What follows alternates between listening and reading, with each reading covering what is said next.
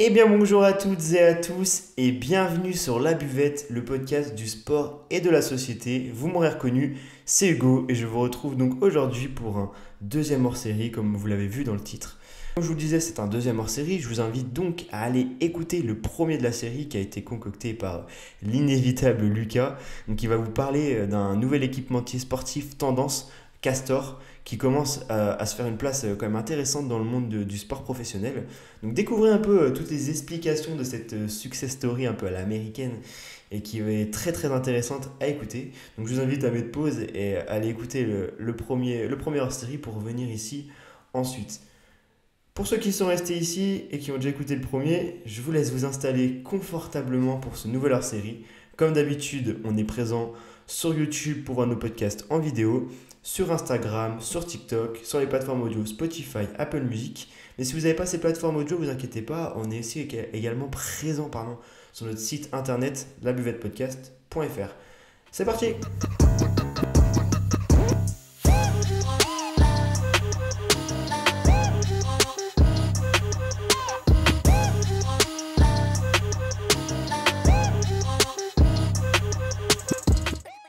Alors, vous vous demandez sûrement le thème que j'ai voulu aborder aujourd'hui. Eh bien, c'est plutôt assez simple, hein, vous l'avez vu dans le titre de toute façon. Et j'ai décidé de parler d'une histoire assez surprenante dans le monde du sport français, dont vous avez probablement entendu parler si vous êtes un peu suiveur du sport de tout genre. C'est l'affaire des paris sportifs truqués au handball. Alors, pourquoi j'ai choisi cette histoire? Bah, c'est assez simple tout d'abord, parce qu'elle va faire un lien un peu parfait, j'ai envie de dire, avec notre podcast sur les avantages, les risques et les dangers des paris sportifs. On évoque un peu tout l'environnement des paris sportifs, un peu les risques, les avantages, tout ce qui est lié un peu à cet environnement, comme je vous le disais juste avant. Donc n'hésitez pas aussi, si vous voulez en savoir un peu plus, à aller écouter le podcast pour être plus informé sur la question et revenir ensuite écouter le hors-série. Donc, comme on le disait dans ce podcast-là, hein, c'est une pratique qui se développe de manière un peu exponentielle, hein, c'est en forte croissance depuis quelques années. Donc, pour moi, c'était une idée un peu logique, hein, dans la suite de nos épisodes dans cette hors-série finalement. Donc, c'est pour ça que je vais vous parler de cette histoire. Donc, je vous laisse vous replonger avec moi, je vous laisse vous fermer les yeux, vous imaginez, on est en 2012, en mai 2012, donc il y a un peu plus de 10 ans. Donc, on est en championnat de France de handball, tout simplement, dans la première division, le meilleur niveau de championnat de France de handball. Le club de Montpellier Agglomération Handball est largement en tête du classement et se déplace chez le mal classé du championnat, à savoir le club de Cesson-Rennes Métropole Handball. Je vais y arriver. Pour faire plus simple, on va parler de Cesson-Rennes et de Montpellier. Voilà. Donc, Cesson-Rennes se trouve à la 10e place du classement sur un total de 14 équipes. Donc, pour le maintien, on peut dire que c'est chaud. On est début mai, il reste que seulement 3 matchs à jouer. Montpellier a qu'une défaite sur le compteur sur toute la saison et est donc assuré de terminer champion de France puisque l'équipe qui est deuxième, à savoir Chambéry, a perdu la rencontre de la même journée et donc ça offrait le titre à Montpellier. Donc Montpellier, incroyable domination sur le championnat, une seule défaite sur l'entièreté de la saison. Contre, c'est son Rennes qui est à la lutte avec des clubs comme Tremblay en France, le PSG qui n'avait pas été encore racheté avant, Istres-Provence ou encore Nîmes. Donc la course au maintien, elle s'annonce palpitante, elle s'annonce passionnante à suivre. Et je pense que le mot passionnant est plutôt pas mal utilisé quand on connaît la suite de l'histoire qui va suivre cette rencontre, donc qui va énormément compter pour Cesson Rennes. Alors, il est aussi bon de rappeler dans le contexte que Montpellier est assuré de terminer champion, comme je vous le disais juste avant, et ne joue plus aucune compétition européenne. C'est aussi important à prendre en compte. Genre, si vous voulez, Montpellier est tout simplement éliminé de la Ligue des Champions. Et ils ont déjà tout remporté sur la scène nationale. Ils ont remporté 4 trophées en tout, donc le trophée des champions, la Coupe de la Ligue, la Coupe de la France et donc le championnat de France sur cette saison. Donc pour vous faire un peu une idée, pour vous imaginer un peu la chose, vous prenez le Paris Saint-Germain version football à l'heure actuelle, qui remporte tous les trophées en France sur une année, mais qui n'arrive pas à passer les quarts de finale de Ligue des Champions. Petit tacle gentil à mes amis parisiens, hein. Vous avez quand même fait une finale de Ligue des Champions il n'y a pas longtemps. Non mais voilà, pour vous imaginer un peu la chose, voilà, c'est un peu le même contexte pour Montpellier au handball en mai 2012. Voilà, une équipe qui rafle tout sur la scène nationale, mais qui n'arrive pas forcément à aller plus loin sur la scène européenne et qui donc en profite sur ces fins de saison pour pouvoir tranquillement dérouler son jeu et aller chercher les titres. Information aussi très importante à prendre en compte, nous sommes en mai 2012, comme je vous le disais, et la France va s'apprêter à relever un très grand défi, donc qui va être un peu le rêve de tous les sportifs, de tous les joueurs de handball, puisque ce sont les Jeux Olympiques de Londres qui arrivent seulement quelques semaines après la fin du championnat de France. Donc on a eu la chance aussi, je vous invite encore à mettre pause, d'avoir interviewé Florian Grengbo qui est médaillé olympique et qui nous raconte son expérience olympique de Tokyo. Donc si vous voulez un peu vous rendre compte et vous immerger avec l'esprit des Jeux, les Olympiades, je vous invite à aller écouter le double podcast qui est consacré à Florian et ensuite revenir ici pour vous imaginer un peu mieux le contexte. Donc voilà. Donc comme je vous le disais, Montpellier est champion de France, on y reste 3 journées simplement. Les JO arrivent, donc forcément, du côté de Montpellier, on va prendre les joueurs cadres et on va les laisser sur le banc, en civil, au repos, pour éviter tout risque de blessure. Donc je vais vous citer quelques noms de joueurs cadres qui vont vous paraître familiers, qui ont été laissés au repos ce jour-là. Nicolas Karabatic, Luka Karabatic notamment, ou après d'autres bons joueurs que vous connaissez sûrement pas, moi-même je ne les connaissais pas, alors attention pour la prononciation. Je suis désolé par avance si je bafouille un peu.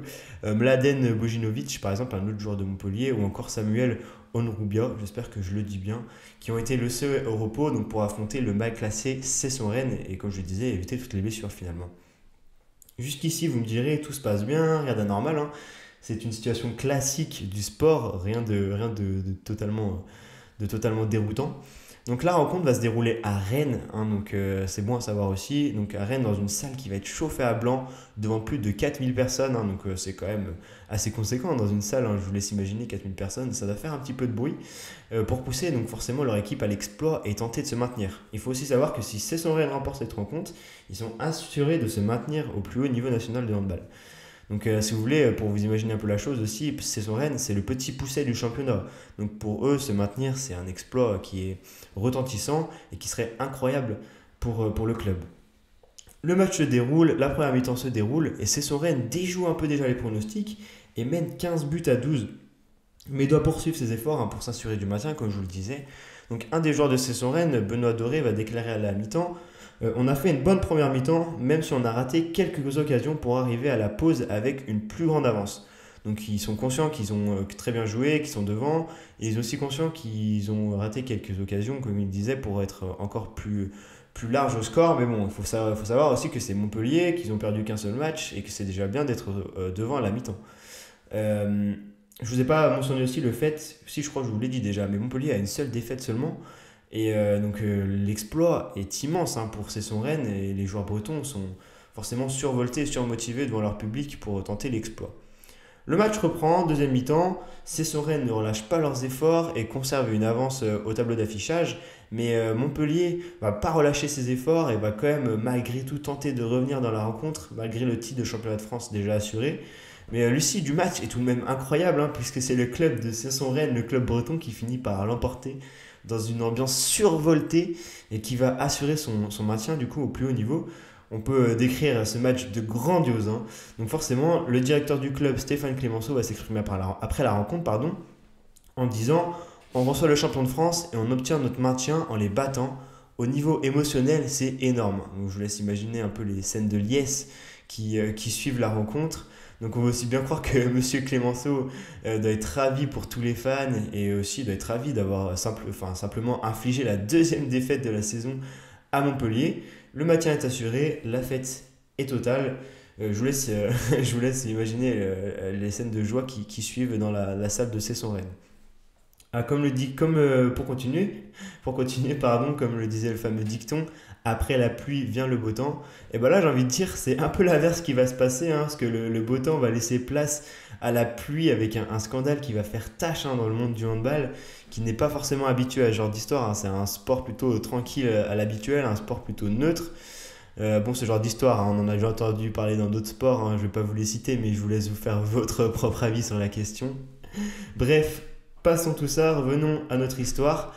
4 jours après le match, la Française des Jeux va remarquer que des sommes anormales ont été misées sur ce match, donc entre Cesson-Rennes et Montpellier, à un moment assez rapproché dans l'espace-temps et dans des zones géographiques plutôt proches. Pour faire simple, Plusieurs personnes ont misé des sommes importantes d'argent sur ce match dans des lieux rapprochés, donc forcément ça va alerter la FDJ, donc, qui est l'instance où les paris peuvent être faits.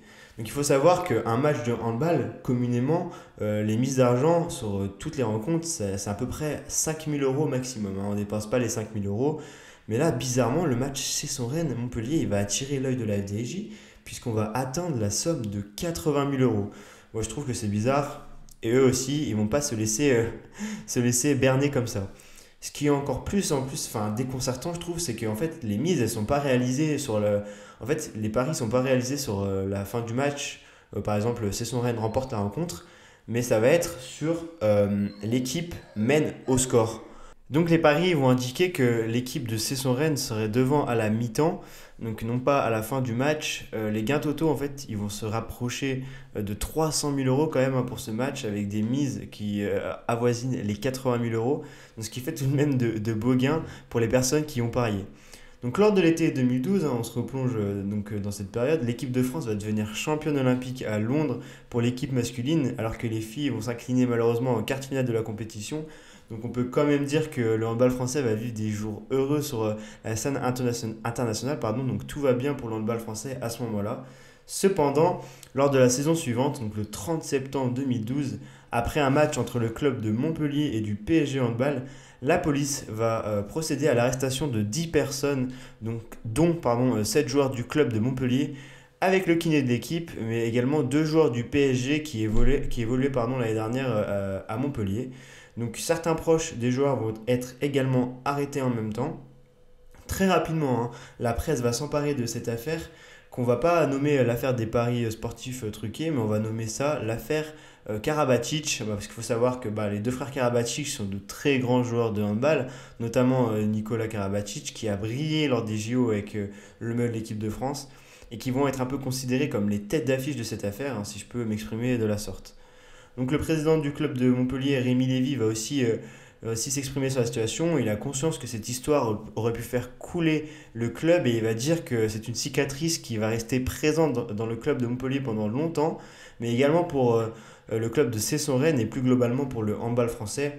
Donc il va aussi mettre en avant la volonté d'établir la vérité, hein. Il ne va pas chercher à défendre ses joueurs, hein, pas du tout, ni son kiné. Il va surtout vouloir établir la vérité sur cette histoire et pouvoir ensuite tourner la page de ce scandale en ayant tous les éléments nécessaires pour le faire. La justice va trancher. Les joueurs et les frères Karabatic et notamment leurs compagnes, hein, qui sont directement impliqués dans cette histoire, vont écoper d'amendes et vont aussi contester par la suite la décision rendue. Donc il va y avoir un deuxième procès, mais rien ne change et la sanction va rester la même pour les joueurs et les personnes impliquées dans ces affaires. Donc après, les sommes, hein, se différencient un peu selon l'implication dans l'affaire et selon les mises pariées, hein. Donc on va passer ces détails, hein. Mais on va toujours, enfin, ce qui est toujours assez déconcertant, c'est qu'on ne connaît toujours pas vraiment la réalité exacte des faits. Mais on se doute bien que tout cela a été quand même organisé de manière consciente et intentionnelle, hein, et que la décision de la justice semble assez logique, hein, suite à des preuves fournies par la presse, hein. Notamment, on sait qu'il y a eu des SMS qui ont été échangés entre des joueurs, leurs proches, ou par exemple, hein, pour citer un SMS, il était inscrit «Je me sens comme un bandit». Donc c'est quand même des éléments qui ne trompent pas dans un contexte comme celui-ci, hein. On va pas dire «je suis un bandit» comme ça, enfin tous les jours, hein, c'est à part si vous le faites, hein, mais je ne suis pas... Je fais pas cette pratique, hein, je sais pas si c'est votre cas, mais voilà, pour vous donner une idée, hein, c'est quand même des éléments qui ne trompent pas et qui accusent forcément les joueurs mis en cause dans cette histoire.